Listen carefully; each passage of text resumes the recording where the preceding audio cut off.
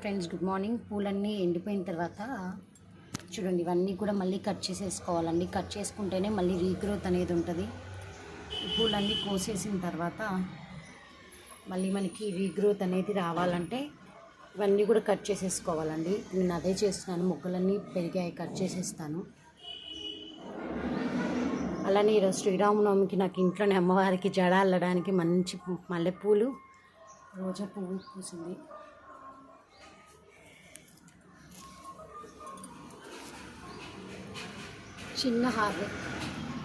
చిన్న హార్వెస్టింగ్ అండి. So happy.